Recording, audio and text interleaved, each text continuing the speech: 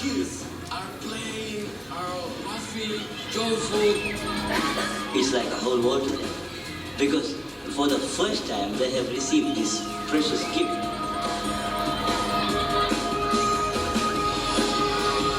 Operation Christmas Child gives our church an opportunity to touch the world. It's a great adventure to evangelize. You've got an army of volunteers that pack the boxes and are helping OCC to take the gospel literally to millions of children. This is the Good Samaritan work that the Lord is looking for people to do. Getting people locally to think globally. What I love about OCC is that they are intentional about pouring into the lives of kids. They receive a box and also an invitation to come back and learn more about Christ. We just don't want to just hand out a box and stop there. We want them to grow in their faith. It's a great tool, an effective tool to reach communities with the gospel of Jesus.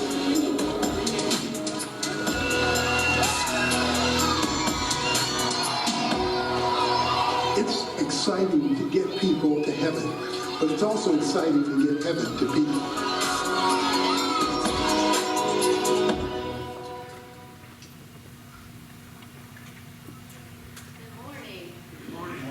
I'm Martha Martin, and I have the privilege of coordinating Operation Christmas Child here at SARI, which is an amazing project that was started 26 years ago by Franklin Graham, the son of the late Billy Graham.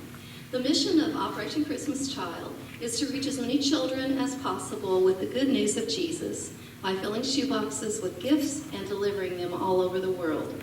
Since 1997, and this is pretty astounding, 157 million shoeboxes have been taken to 160 countries. Children who receive shoeboxes are given The Greatest Journey, and that is a book that shares the gospel in their own language, and they're also given the opportunity to attend discipleship classes for 12 weeks, and when they complete those classes, they have a graduation ceremony, and each child is given a Bible in their own language. A few years ago, I had a friend who was adopting a child, and while in Africa, she attended a church where she saw with her own eyes children receiving their shoeboxes. And she shared with me that it was an experience that she would never forget. To see some of them opening gifts that had never, ever received a gift, she said that was just an overwhelming experience. Now, Franklin Graham personally travels to help distribute boxes, and he shares the story of walking on foot in the snow to take boxes to an area in Bosnia that had been ravaged by bombings. And they went to where Christians were attending a school, and the temperature in the school where they were attending was 20 degrees.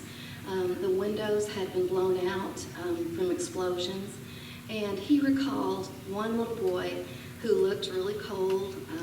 He had no coat at all. They gave him his box, he opened it, and a big smile came to his face, and he pulled out a jacket in his size, and he quickly put it on. Another volunteer tells the story of delivering a box to a blind little girl where everything in her box appealed to her senses. There was a soft stuffed animal that she could touch, and there was a bell that she could ring and that she could hear. And you know, some people will say that's a coincidence. I don't think so. That is how God works. That's how He's working through these simple shoeboxes of hope. They bring hope to what in many situations seems hopeless. Mr. Graham claims the key to the success of Operation Christmas Child is prayer. Every box is prayed over, not only by those of us who fill the boxes, but by churches like ours and by volunteers who prepare them for shipping and those who personally place them in the hands of children. Now this morning you are going to be given the opportunity to take a box, and inside you'll find instructions as to what to include in your box with an envelope attached. The cost for shipping these boxes is $9, and if you wish to receive correspondence from the Graham organization, all you have to do is fill out your name. If you don't want to receive any information from them, then just don't fill out any information, any personal information, and place it in your box. Checks should be made to Samaritan's Purse, and also in your box you'll find a label that you can place on your box that is to whether you have filled for a boy or a girl and the age appropriateness of your gifts. November 10th, we'll all be bringing all of our boxes back together, and we'll dedicate them in both services. And as you begin to purchase items, keep in mind what you're giving is hope. And you know, this box already has a ball in it. How can something as simple as just this ball bring any hope? Well, to a child living in some of the most poverty-stricken, war-torn parts of the world, it can bring laughter and playfulness, a symbol of coming together, packed. It can be an instrument of hope that's packed in a shoebox, an expression of love that God will use to spread the gospel. Our mission here is to spread the good news of Jesus Christ, that he loves us so much that he died for us on a cross, and that he conquered death so that we could live a life of faith and live with him one day in heaven. And that's what we call hope around here. Amen? Have you ever been sick? That's the question. You ever been sick? Yes. Have you ever been sick and you didn't think you were ever going to get better? Ever had one of those coughs that just holds on and holds on, and you think, I'm going to spend the rest of my life coughing? Yeah, been there. Ever been in a lot of pain? I remember, some of you may remember a couple of years ago, I had a couple of pinched nerves in my neck, and man, did that hurt. The pain went down my neck, down my shoulder, down the back of my arm, across the front of my arm, and up and over my finger and underneath here. And even today, it's been a couple of years, 2 or 3 years, but this is still numb underneath my hand from those pinched nerves. And I remember the intense pain. I had to hold my arm like this all the time. It never went away. There was nothing that I could do to make that pain go away. It was just always with me. And I think it lasted about 6 weeks where I was just in that huge amount of pain. And I remember how consuming that pain was. I remember how much I couldn't think of anything else. It was always with me. Maybe you've experienced that kind of pain. Maybe you've experienced a lot worse than that. Maybe you're still experiencing it right now. And I understand that. Jesus told his disciples in Luke chapter 9 to go and share the gospel and to heal the sick. Now, first of all, why did Jesus perform miracles? I think it's twofold. I think, first of all, Jesus performed miracles because it was him saying, I am from God. This is proof. Nobody else can do this. I'm showing you that I'm from God. It was proof. But number two, let's think about most of the miracles that Jesus did. They healed people of physical ailments. Jesus understood that people can't receive good news and have hope if they're in pain, if they don't have what they need. It's really difficult to have hope if you don't feel like you have it, if you can't see it. Let's go back to that sickness that you've had that keeps hanging on over and over and keeps lasting. Do you ever get to a point where you think, this is never going away? I have no hope. This is going to be like this forever. That hopeless feeling it can be overwhelming. So Jesus healed people to start that hope process, right? To give them a light at the end of the tunnel. And then he told them about real hope.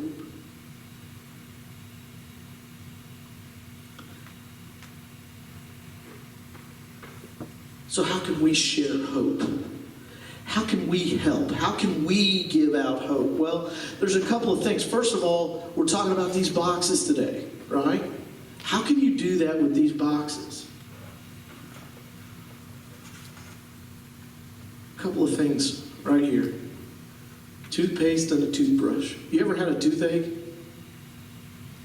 You ever had a toothache that just, oh my goodness, talk about pain. Yeah.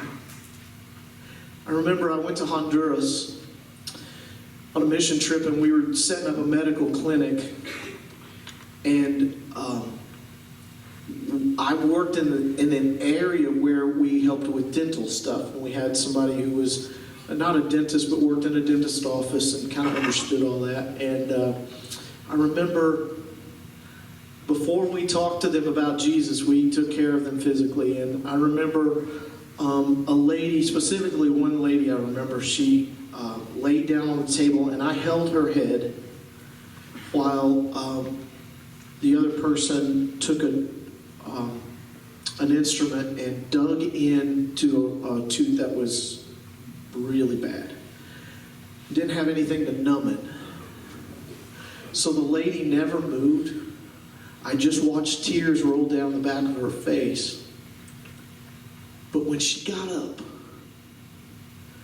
she smiled as big as you could imagine her smile, and she said, "Thank you." We had relieved her pain, and we had given her some hope. So in this box, toothbrush, toothpaste, hairbrush, Band-Aids, shoes, just some ideas of things that can physically help somebody that maybe they don't have access to. Okay? But how else can we do that? How can you do that to your neighbor? How can we do this tomorrow in our neighborhoods? What's hope look like? I think hope looks like, first and foremost, praying for them and letting them know that I'm praying for you. Maybe it's fixing a meal or fixing something food-wise to take over. Maybe it's just going and sitting with them while they don't feel like they have much hope, while they don't feel good. Let God, through His Holy Spirit, guide you. But we have to be open to see those opportunities. And I promise you, if you will look, all around you are people who need hope, who need help. They're physically in pain and they physically need something. You can be Jesus to them if you just open your eyes and let the Spirit of God guide you. Today, let's think about opportunities that we have to share the hope of Jesus. Each child will get a Bible in their language, native language. The Bible is very clear that we have a hope that does not disappoint. Let me read you this out of Romans 5:5, and it says this: "And the hope does not disappoint us, because God has poured out His love into our hearts by the Spirit, the Holy Spirit, whom He has given us." You see, just at the right time, when we were powerless, Christ died for the ungodly. You know, hope. I got schooled on hope this summer in a whole different way. You've heard me talk about it once before. I found myself out in the Gulf of Mexico with one of our college students. There were actually several students in the Gulf, and when I had come on the beach, the whole thing had been unfolding for some time. We had two college students signal us that they weren't going to make it back in on their own, and so they'd been caught in this tide pool that was going on. And there was lots of other sponsors out there already, and by the time I got into the water, I didn't know quite who was where. But I came up just in between these big swells that were happening, and there was Dylan Johnson just several yards from me, and it was like, wow. And you couldn't really see, if you've ever been out there like that before, you really can't see much of anything other than just the next wave that's coming. And if you don't see the next wave that's coming in, you end up drinking it, right? You've been there, right? And for sometimes that's a good time, right? You're chasing waves, and that's what these guys had got caught up doing, chasing waves, and they got caught in the current. And I get out there, and little did I know, before me, Scott Olson was ahead of me, and I'd lost sight of him when I came up. I don't know where he went. And before that, I understand the way the story pans out is that Matt Wilkinson was even out there before us. And he had got a hold of Dylan Terrell before I got there and sat him on this sandbar. Well, the sandbar, to me, it was the water was up to here already, and I could touch, but the waves were pretty big, and they were already crashing. They were breaking right over us. And so it didn't take long to figure out that you needed to face the waves in order to figure out what was happening. And it caused us to look the opposite direction from hope. Hope was what? It was the opposite. It was shore, wasn't it? Getting to shore was hope. And as this was unfolding, we began to watch the waves come in so we could prepare to either hold our breath, or every once in a while, one wouldn't break over us and we'd roll right over the top of it and then sit back down. This whole time, though, you could feel the power of that riptide. It would take us from the front edge of the sandbar, and it would, no matter how well you dug your feet in, it would drag you all the way over to the deep edge of the sandbar. And then next thing you know, you were off and you were swimming again, and you were swimming trying to get back on the sandbar. And it was completely terrifying. And as this began to unfold, I saw over to my right, there was a group of people who had started to make a hewing chain. And so they started to link together, and they were fishing themselves out further into the Gulf. And as this unfolded, it was like, oh, that's good, because they're closing the gap on shore for me, right? They're closing the gap, and I don't have to swim as far, you know. And it became obvious that it wasn't going to be a good situation. Dylan was already had expended all of his energy being out there, and his body was no longer responding to his when his mind told his body to do something, it was no longer responding like it was supposed to. Maybe you've ever been there before, but it's quite scary. And so I thought, I don't even think that if I didn't have to deal with him, I don't even think I could make it in on my own as it was.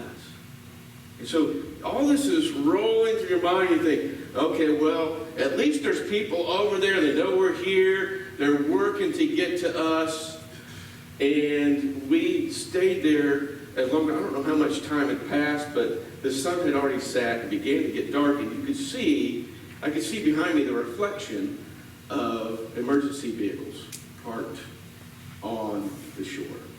And I couldn't see the vehicles, but I could see that the lights that were projecting out our way. It was like, okay, there was another layer of hope. It's like, okay, now there's professionals here, right? And this is going to be a game changer, right? And in the midst of this, someone had actually swam out to us. I don't know who it was to this day. They popped up, and I think they saw the situation was pretty grave, and they left. And we don't know. I don't know where they went. I don't know what happened. But it wasn't long that I turned around just a second, and Dylan was already in the arms of the lifeguard. Had a little floaty thing on him already, and he was already talking to him. Hope had arrived, right? Hope had arrived in a whole new way. And there was another one that had arrived as well. There was two of them out there. Turned out they were off-duty firemen who were also lifeguards, had swam out there to aid us in. You know, hope comes in layers. And, you know, as we talk about these boxes, this may not be your gig. We're not trying to pressure you into doing something. But if we claim who we know, which is Jesus, then we are always supposed to be distributors of hope, no matter where we are at. And there's always someone that needs rescuing. Okay? God may use you to be that instrument. He may not. But the real rescuer that came is right here in this good news, right? It's Jesus. Jesus came. There's no other answer to our problem other than someone coming to rescue us. You know, just like that new definition of hope I got out there in the Gulf when someone came to our rescue. It was a game changer.